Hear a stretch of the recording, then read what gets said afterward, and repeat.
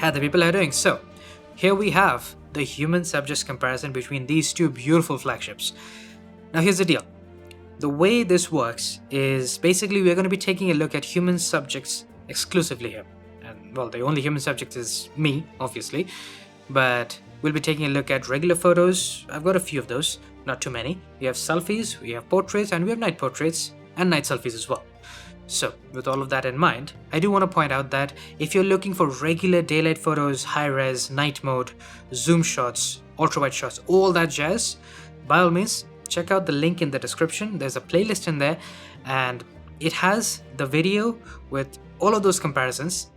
And essentially I separate these videos for my own efficiency and to ensure that the videos don't get too long, because I really like to do my detailed breakdowns when it comes to my photography comparisons. And well, with just the sheer level and the number of features that we are having with these phones, it's getting a little out of hand, which is why I had to segment these out into day and night photos, which is already done and available on the channel, and then human subjects, which is this video of course. So let's jump in.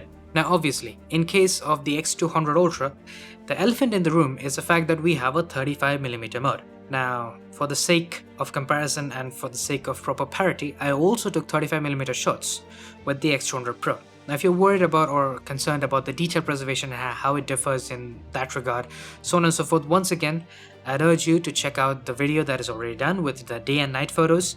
I break down a whole lot of things about the detail preservation. Here, we'll actually mostly be taking a look at contrast balance, exposure, and skin tones. More than anything else, we're going to be focusing on skin tones, which does appear to be actually a little bit better on the X200 Ultra, which is quite a nice start, I'd say. And the same goes for this backlit shot. Now, there's two sides of the coin here, because on the X200 Ultra, it's very obvious that it is very, very processed. Like, part of my beard looks bluish for some reason, as opposed to the X200 Pro, which is actually doing a significantly nice job in terms of ensuring that it doesn't look over-processed.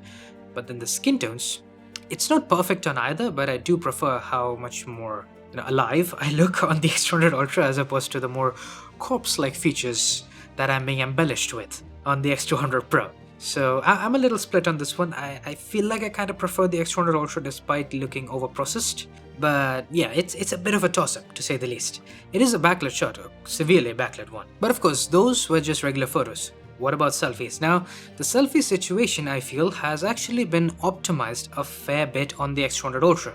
It is, however, still not perfect, but I do want to say that the color tones, the skin tones, I mean everything about most of the selfies that I've taken, they are significantly better in terms of processing, that is. It is significantly better on the X200 Ultra, which is very, very impressive indeed. And I might just know the reason as to why we have such nicer colors on the X200 Ultra. It's because, for the first time ever, on the X200 Ultra, we get access to Zeiss's natural colors, which is such a blessing.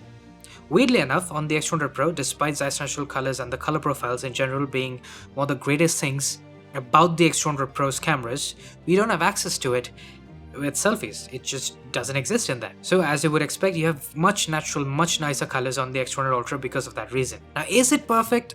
I would say no. Absolutely not, because in cases like these where we're just getting blown out highlights on both phones, and we had a little bit of that happening in the previous shot as well, I do wish we had better highlight preservation, especially highlight preservation on the subject's face, which is to say my face. And this is a problem that has plagued the X200 Pro for a while, and I'm kinda sad that the X200 Ultra, despite making such significant strides and improvements in color processing, they haven't really improved the dynamic range processing nearly as much to kind of make up for all these issues that we're facing on the Pro. And the reason this is just a simple processing defect that we have on both of these Vivo flagships is because when you take a backlit shot, it's actually fairly good on both. And if anything at all, the X200 Ultra's processing is good enough to the point that it's taking a perfect backlit selfie. I mean, there's literally zero complaints here. But in the previous shot, which wasn't even backlit and it only had a little bit of sunlight falling on my face, it was completely blown out.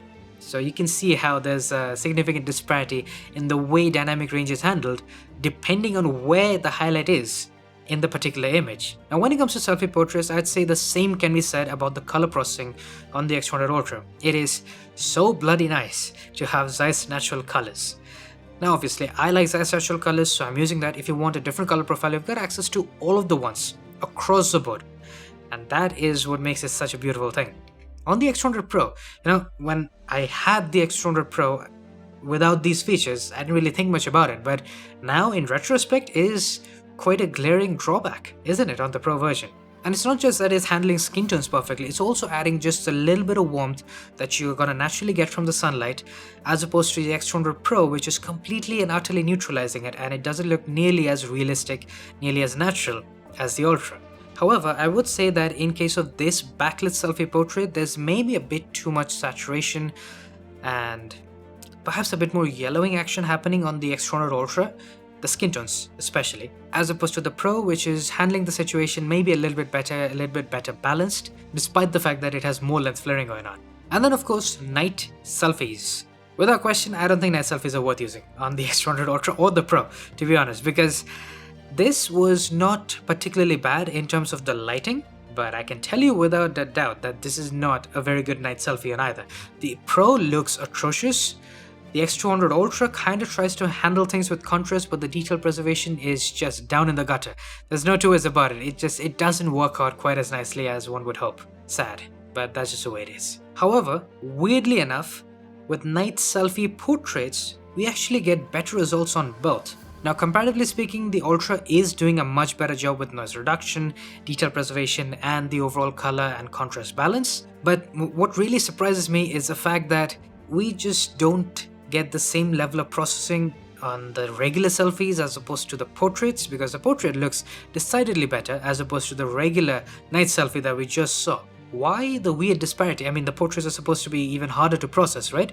So I would expect the portraits to be worse than the selfies, not the opposite. Now, when it comes to portraits, I would handily say that having the 35mm mode is actually a really good thing, because portraits in general would look much better, as they do now, with 35mm as opposed to having 23mm and then having to crop in, because when you crop in you lose detail. It's that simple. So having native 35mm on the X200 Ultra is actually going to give you just marginally better portraits, and also you get nice natural colors with portrait mode as well on the X200 Ultra, red portraits that is, which is why you also get slightly better skin tones on the X200 Ultra.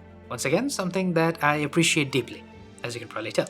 Now, in general, I would say that the dynamic range is very good on both. I don't really have too much to complain about, except for maybe the fact that the X200 Ultra's highlight roll-off isn't quite as smooth as I would like it to be, similar to the X200 Pro that is.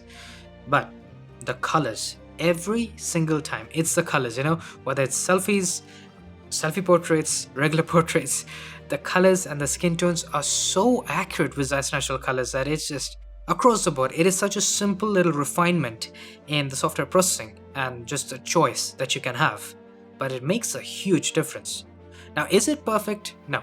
In this particular case, I would say that my hand looks a little too saturated, a little too red on the X200 Ultra. But of course, look, nothing is perfect. There are going to be some mess ups on the Ultra as well, even with Zeiss natural colors.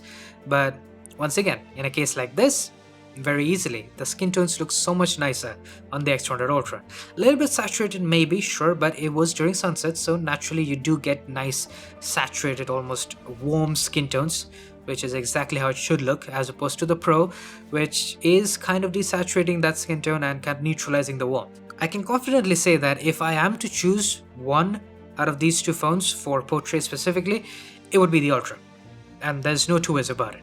It is that much better with skin tones in my personal opinion, at least, for my skin, which, well, that's the one I care about more than anything else, right? But then when it comes to night portraits, here's the interesting bit. The X200 Pro actually doesn't have nearly as nice colors as opposed to the X200 Ultra. Now, I'll tell you this much, there is a bit of red light coming in from one of the taillights of the cars that was passing by. So there's a bit of that action happening on the X200 Ultra, but despite that, you can see for yourself just how much green tint we have on the X200 Pro. It's very significant and it's something that I have noticed quite a bit. Now, this is, I think, the one situation where I can understand why you'd want 23mm on the X200 Pro. Because if you want to take a larger background shot with portrait mode, then the 23mm can be very helpful. Unfortunately, you can't use the ultra-wide camera for portrait mode, so being kind of stuck in 35mm basically didn't allow me to take the full scape of the Burj Khalifa behind me. So there is that to consider, in case this is something that you might be interested in. But most of the time, I'm pretty sure that when you want to take portraits, 35mm, 50mm, those are the ones you want to go for, without question. Now, of course, in case you're interested, this is an 85mm shot with the 3.7x telephoto on both phones, and I'd say that the X200 Ultra is without question doing a much better job. Like, it's got so much more smoothening action going on the Pro that is just not happening on the Ultra. It looks so much sharper, so much more detail, and also the skin tones. Despite the very difficult lighting situation, it's got perfect skin tones on the X200 Ultra, as opposed to the Pro, which is not quite there, now is it? And that brings us to the end of this human subjects comparison, and also the end of the overall photography comparison for both of these two flagships.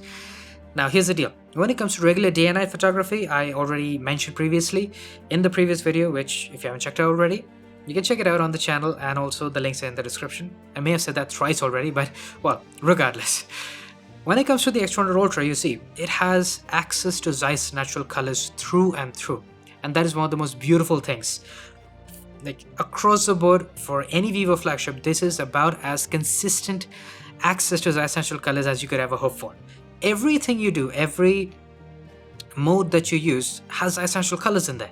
Whether it's human subjects, regular shots, high res, night mode, everything. I'll tell you one of my most favorite features about the X200 Ultra. It is ultra wide night mode with high res and Zeiss's natural colors. I mean, you can imagine, right, just how bloody good that's gonna be. Let's just say that the X200 Ultra is without question a massive upgrade as opposed to the X200 Pro. I mean, with all of these changes, all of these neat little upgrades and updates and just refinements that we have had across the board, in my opinion, this is a camera powerhouse for the ages. Like, I sincerely doubt there's gonna be a whole lot that can compete against this one, especially in photography. I'm not sure about videography, I'm not sure how that 35mm mode is going to fare out in videography, but, well, we'll cross that bridge when we get there. Now, I'll be seeing you guys soon enough with many more to come. Cheers.